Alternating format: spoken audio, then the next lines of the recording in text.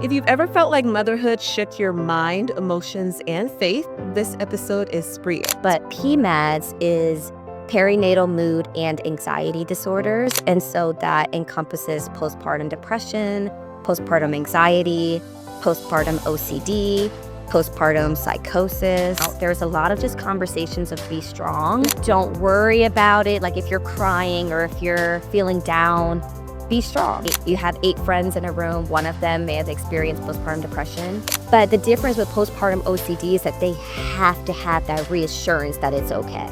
There's moms that are carrying disappointment because their birth didn't turn out the way that they planned. Bonding doesn't run on a clock. Like, I love my baby. I have so much gratitude for this. And I really don't like being a mom right now. Like, both can be true at the same time.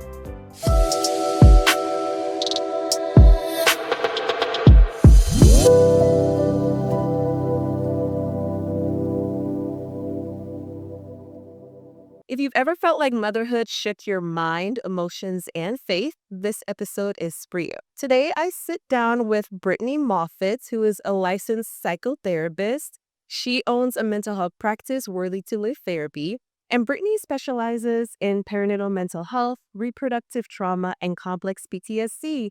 Brittany, hello. Welcome. Thank you for having me. I'm happy you're here. So I'm excited about this conversation we're going to have. This is crucial work. You're literally doing work that saves lives, honestly. Thank you.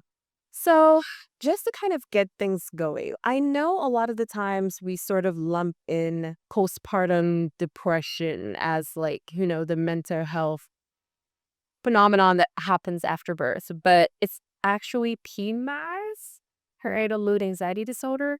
Can you just let us know what are perinatal mood anxiety disorders? Yes. So that's a great question because we do tend to just say postpartum depression as like this catch-for-all phrase. But PMADs is perinatal mood and anxiety disorders. And so that encompasses postpartum depression, postpartum anxiety, postpartum OCD, postpartum psychosis. So all of that falls under that umbrella of PMADs. Okay. I think before entering the birth world and doing my field, it was honestly just postpartum depression or you're crazy, And it's a really crazy stigma and phenomenon.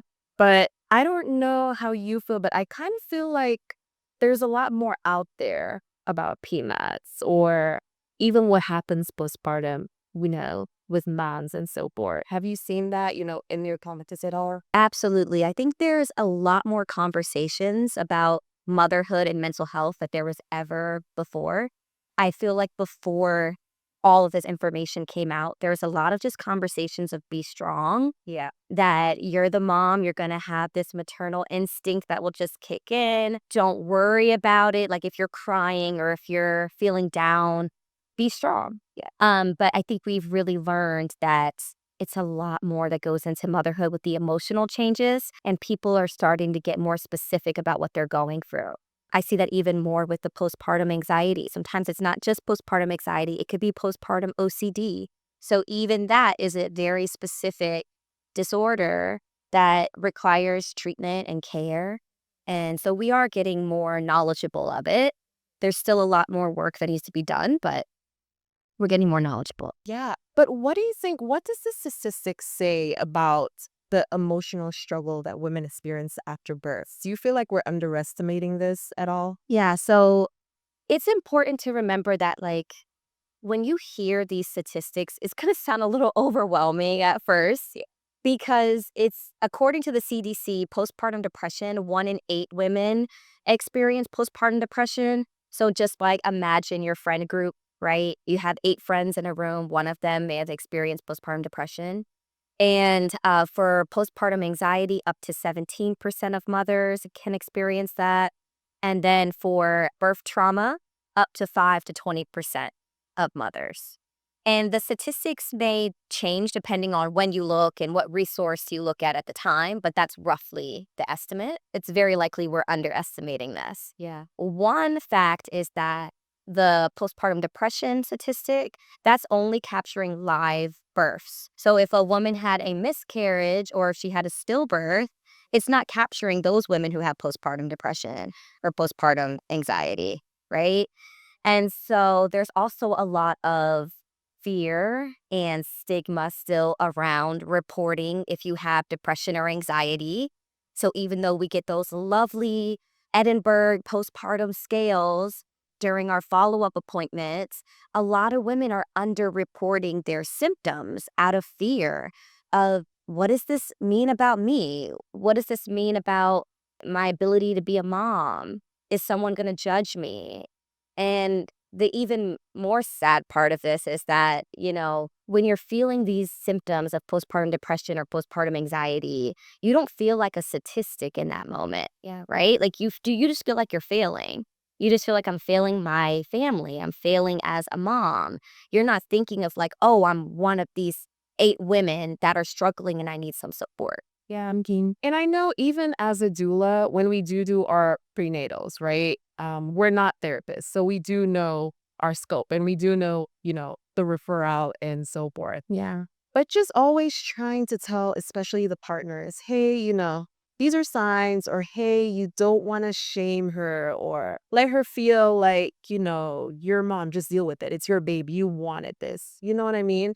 But what are some subtle signs you feel like oftentimes friends or family members missed when it comes to PMADs? Yeah, I see a lot of family members and friends miss when the mom begins to isolate herself because it can be very subtle. Yeah. It can be a very subtle decline of like, hey, I'm not coming to the family function, or hey, I don't feel like I can mentally, go to this coffee date, if you notice that she's withdrawing a bit more, then that's a very subtle sign that something could be going on. Also, if you notice that she's just not like herself.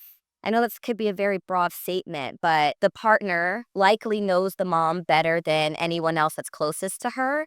And so if you're just noticing that something is off, then it's important to ask a little bit more questions of like, how are you doing? How are you adjusting? What can I support you with as a new mom? Things like that to get a better idea of what's going on. Also, if you hear the mom being really critical of herself, like really beating herself up, or feeling a lot of like, I'm failing because I can't breastfeed. I'm failing because, I can't do the formula right, or whatever it is. If she's really beating herself up about things, then that's a very subtle sign that there could be something going on that's more than just the baby blues or the new mom adjustment. Yeah. What do you, even going back to the postpartum OCD, can you talk a little bit more about what that looks like? Because I think for me, I know the depression, the anxiety, the psychosis, just, learning about what it is and, how it's kind of pinpointed to remember our times and so forth. But the OCD, can you talk a little bit about what that looks like? Is that like when the moms are like, oh no, like, I can only hold the baby, or this has to be a certain way, or the bottles have to be a certain way in the cabinet and so forth. Yeah, what does that look like? Yeah, it can present differently depending on the mom.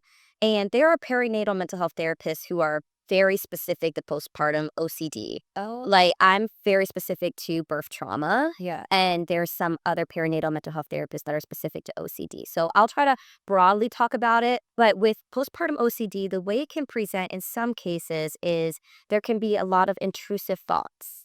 And so there can be mental images of harm coming to the baby, and that can send the mom into debilitating anxiety where they're doing certain things to make sure that the baby is safe and away from harm. And so that could look like getting up multiple times throughout the night and checking the monitor or checking that the baby is breathing, right? Because they're having these really intense and scary thoughts. And so for some moms, and mind you, all of us moms kind of go through this scary thoughts at times, right? Because you have this very primal love for your baby. You want to protect them. You want to make sure they're okay. And so we all can have these thoughts of like, that just sweep through us of like, oh, I want to make sure my baby is okay. But the difference with postpartum OCD is that they have to have that reassurance that it's okay. So that's where maybe the checking comes in, the obsessing over the thought comes in, the compulsions come in because they need to know for certainty that the baby is okay. And the first time, it doesn't count enough. They need to do it multiple times, if that makes sense. That makes a lot of sense. Yeah. Wow. And when I think about, when things come into being a disorder, I'm always thinking about frequency, duration, and intensity. So how often is whatever the symptom is happening? How that's the frequency. How long is it happening for? That's the duration. And how intense is it? Because if it's just a one-off thing or it's happening occasionally, we may not have anything to worry about. Yeah. But if the frequency is high, the duration is high, the intensity is really high, then that's when additional support should be looked into. Even birth trauma. A lot of the times, baby comes out healthy, but there's still birth trauma there. And Yeah. a lot of times, the moms, they don't know that they're experiencing that birth trauma. And so maybe months later or a year later or when things digest, they're like, Yeah. oh, wait, hold on a second, people. Yes. Whoa. So how can that change a woman emotionally, do you think? Yes. Talk a little bit about that. Yes. And to your first point, it's right. Like sometimes it doesn't hit the mother until way later. And that can often be because you're running off of just pure adrenaline after giving birth, right? Like your body was just in survival mode and was focused on just getting your baby here safely. And it may not hit you until a few months later of like, whoa, what did I just go through? But if a mom experienced birth trauma, there are some kind of signs of that emotionally that can change. For example, a mom may feel uncomfortable talking about her birth story. Yeah. Hey, girl, tell me what was it like? How the baby show up? Tell me everything. And then you just feel this like tightness in your chest. I don't really want to talk about that. That's what you're thinking in your mind, but you're not saying it. Oh, it was fine. Yeah, it was good. We had an emergency C-section, but everything turned out okay. But really, there's so much emotional need under that. There's moms that are carrying disappointment because their birth didn't turn out the way that they planned. There's moms that are carrying the weight of grief, right? There's moms say, well, that's a big one. There's moms that are carrying anger. They may be angry at the providers that didn't listen to them. They may be angry at the nurse who didn't push the button to get them the support that they needed at the time, right? And so there's a lot of, emotions that are kind of bubbling underneath the surface. And some other things that may happen is the mom may be really avoidant, not wanting to go to her follow-up appointments because just walking into the hospital where she gave birth really brings back intense emotion for her. Wow. I'd had clients tell me I couldn't even look at like the purse photos until month. Like I just don't even want to see what it was like or nothing. Multiple. When I tell you multiple clients have said that, birth trauma. That's birth trauma. That's birth trauma. That photo is a reminder of everything that you went through and everything you had to survive. When moms look at that photo, they don't see celebration, they see survival, right? And so that's a very different reaction. And it's really important that, moms, and the other piece before I say this is that there's no universal screening for birth trauma. Yeah. So oftentimes we're treating postpartum depression, but at the root of that is birth trauma, right? And so it's really important that moms get the support that they need around the trauma. And that looks very different than getting, what's typical for postpartum depression therapy support. For birth trauma, if this resonates with you, then I recommend getting a therapist who is trained in trauma, who then will know how to treat you appropriately. Because if you're dealing with a birth trauma, it may not look like you going back and giving every detail of your birth story, because then you're reliving it, and then you may be afraid to come to your therapy sessions. Yes. So really what I do with my clients is I tell them we don't have to go back and have you rehash out every single detail of what happened. We just need to go to the points that your nervous system still feels stuck. Whatever parts of your birth story are still impacting you today, that's where we want to be at. And then we work from there. And if you're in the Washington, D.C. area, get Brittany, okay? I mean, as you can see, the girl knows what she's talking about. But even with birth trauma, Brit, like sometimes there isn't this instant bond between mom and baby. And this is something that I've seen that a lot of moms are ashamed to admit, or if it even, granted, I never delivered a baby, so I don't know what it feels like to like say I wasn't instantly in love or I have that. But why do you feel like there's so much guilt around that? Or how can moms maybe express themselves or maybe just know it's okay, this happens. It's not like you're that mom. It's not, you know? Yes. Yeah. And there's this common like misconception that the moment you meet your baby, you're going to be instantly in Oh love. my gosh, yes. Let me just tell you this real quick. When I was pregnant with my first, I was that mom that would look at YouTube videos of birth vlogs because I wanted to know what to expect. And then also, I would just be so interested of how the mom reacts when her baby is finally here. And so I would watch those videos and I would see the mom as soon as the baby, comes out, the baby would be put on her chest and she would just start crying, these tears of joy. And I would be crying too. I don't even know this lady. And I'm watching the video, like crying too. So I was convinced that as soon as my first was going to be put on my chest, I was going to start prompting.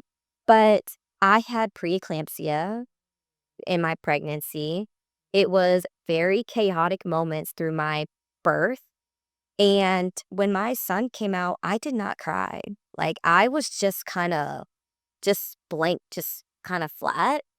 And I remember thinking back on that and I was like, why didn't I feel instant love or connection in that moment? But it's really common that moms don't feel that, especially if you have complications during your birth, if you had emergencies during your birth experience, if you had medications, a lot of medication that was given to you, a NICU experience where the baby was separated from you right away. Yeah. Bonding doesn't run on a clock. Wow. Oh, that's That's good. what I like to tell moms. That's really good. It doesn't run on the clock. And so it's really important that to remember that if your birth experience or if you had life stressors at the moment or if you're working through trauma, those things will delay bonding at times because the body will be more focused on surviving than it is bonding. And so it's not that you don't want to bond. It's not that you don't love your baby. It's just that once you're in a safe and cared for environment, then the body can relax enough to start bonding. Yeah, those hormones can come that allows for bonding to take place. That's good. Oh, wow. Oof, that gave me chills. That's really, really there. Going back to our conversation on the postpartum depression and things, what are some misconceptions about what postpartum depression can feel like? Yes. So we often have an image of postpartum depression that tends to kind of look like major depressive disorder because I feel like that's what's commonly portrayed in social media or in movies. A person who can't get out of bed, who has all the lights off and just is not interacting with anyone. But with postpartum depression, typically the mom is getting up, changing the diapers, getting the baby ready for the day, and yet she is experiencing postpartum depression. Well, And the reason why that can be confusing is because it doesn't look like what typical major depression looks like. And a common sign of what postpartum depression can feel like is there can be a lot of rage and irritability and anger early postpartum. Because if you think about it, if you don't have the room or space to be sad because you're taking care of your little one and you're taking care of the family, then oftentimes that sadness gets pushed down or repressed. And then what comes out is anger. wow. But really, what's under that anger is sadness that you've never actually been able to process. So that's why postpartum rage can be a really important sign of postpartum depression is going on. But again, that can be confusing because it looks so different from what we typically see depression to look like in like the general, with major depressive disorder. My gosh, or it's just like those in the movies. I mean, I cannot tell you how many times I've heard, oh, "Yeah, I have a contraction, so we're just gonna go to the hospital, bada bing, bada boom, baby." And I'm like, "No, meaty, no. That's not how it works, you know?" Yeah. So, yeah, and that is how society or social media Yeah. depicts, what depression is, postpartum depression is. So, yes, that's really good. Your practice, you're a Christian therapist. Your practice is built upon those principles. And I think me growing up, um, in the church, there was a lot that I had to unlearn, right? And one of those things is, well, you had Jesus, you had the Lord, you can't have a therapist. What are you doing? Your faith isn't strong enough, or you don't believe, you know? We need therapy too. That's okay. It's okay to find that help. Like, this profession is here for a reason, you know? So, so true. Can you share ways in which faith and therapy work together for moms who are miscarrying? Yes. I feel like, with the church, there's been a lot of stigma still around mental health. And because of that, it has made people kind of question their faith. If I'm struggling with depression, what does that mean about my trust in God? If I'm struggling with anxiety, why am I worried so much if I prayed about this thing? My worry should go away. My sadness should go away. And that can be really difficult for someone because they may begin to shame themselves. They may begin to feel like maybe God doesn't love me, or maybe my faith isn't strong enough. And those can be real barriers for people to get the care that they need. And I find it so interesting because I think about if someone has a physical illness, you know, God forbid if someone has cancer, we don't tell them, oh, you need to pray more to get rid of the cancer. We tell them absolutely to pray, and people are praying with them. But we also tell them go to the doctor, get the medication and the treatment you need, do the things that you need to take care of your body. In the same way, if someone is dealing with a mental health issue, there are people that God has appointed to be able to do the counseling, to be able to do the therapy. In the same way that we pray for our nurses and our doctors, you can pray for your therapist. You can pray for whoever the person is that's giving you the wise counsel. And God can work through that person. And so I think it's really important for us not to limit God and what he can do through therapy, because I almost see our faith and our prayer as weapons, Yeah. and therapy as a strategy. Yeah. And so when you're going into battle, you need your weapons and you need your strategy. If you're trying to lose weight, it's the same example, dieting and exercise. You use different strategies to lose the weight, right? In the same way, when you have a mental health issue, use your strategies and your faith and your prayer and your weapons as well. So that's how I believe that therapy and faith can work together. I also believe, when we think about our faith, we hear that Jesus is called the wonderful counselor. Yeah. We hear that the Holy Spirit is our counselor, is our, our helper. And I believe that God wouldn't use those words if we didn't need wise counsel in our life. So even if that doesn't look like therapy for you, it may look like your pastor, calling a woman who's further in her motherhood journey than you and getting counsel from her. But whatever it is, as believers, we need wise counsel. Do need was canceled. Yeah, 100%. So even if you are with postpartum depression, it's okay to seek therapy. Yes, that is okay. Do you feel like, though, one thing that I try to do in our practice is sort of encourage families to have a therapist prior. So even if it's just a list of therapists, maybe you don't go to therapy, that's fine. Just maybe having some resources prior. So God forbid, something happens postpartum, mental health wise, and you need that. Do you think, what do you think about that? Do you feel like every family who's pregnant should have those resources available to them prior? Absolutely. I think it's really important to be proactive versus reactive. I think that therapy doesn't have to be this place that you just go to when you're in a crisis, because becoming a mom is one of the biggest changes you may go through in your life. And who doesn't need a place to talk about these massive changes that you're experiencing? So even if we just bring it back to that level, that you deserve to have a space to talk about your adjustment, your story, and what you're going through. So I think having those resources is really helpful. And even to just normalize it. As we talked about, there's a lot of stigma. So even just normalizing that, hey, we know that motherhood is a big change for everyone. Here are some resources if you want someone to talk to about it. Yeah, So yeah, I think that's great. I love that. And as we sort of close out, I do want to ask, what are some therapeutic steps that moms can take to reconnect with themselves, maybe after feeling emotionally lost postpartum? Yeah. And whether that's a year or two postpartum, I know medically we like thinking it's 6 weeks and bada bing, bada boo, but that's not the case. So yeah, what would you? Yes, and that's a really good point because for a majority of moms, what I hear, it takes 2 years to really feel like their self again. And if you're feeling emotionally lost, I think about this one from our faith, like from the Christian perspective. Go. I think about how we know that, Jesus is the good shepherd and that we are his sheep, right? And what happens when a sheep is lost? The sheep will start crying out for its shepherd to find them, right? And so, from a faith perspective, I would say if you're feeling emotionally lost, then cry out to the good shepherd who will then find you and pour into you in that place.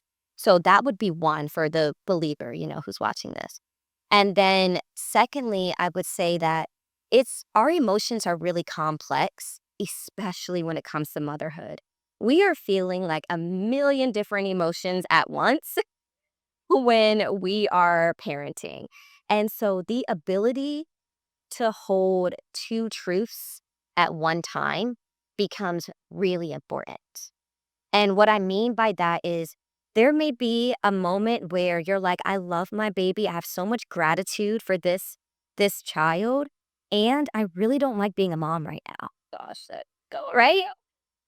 Like both can be true at the same time.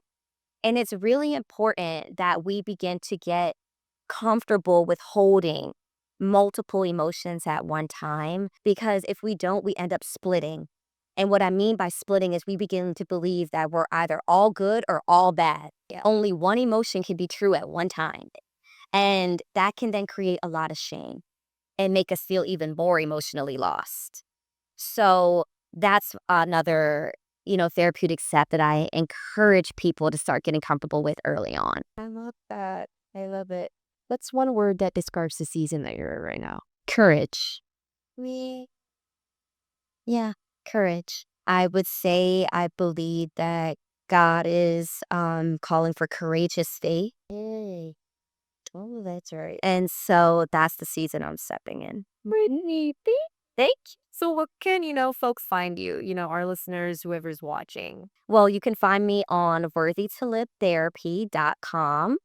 And you can also find me on Instagram at Worthy to Live Therapy, where I talk about all things motherhood, birth trauma, and just emotions as well. And so I would love to connect with anyone on there. Thank you, Brittany. And thank you so much, guys, for joining us. As usual, leave us your comments, subscribe, rate this podcast if you love it. And as always, we encourage you to reach out to us at womanwordpodcast@gmail.com with any questions or stories that you may have. Thank you, and we will see you next time.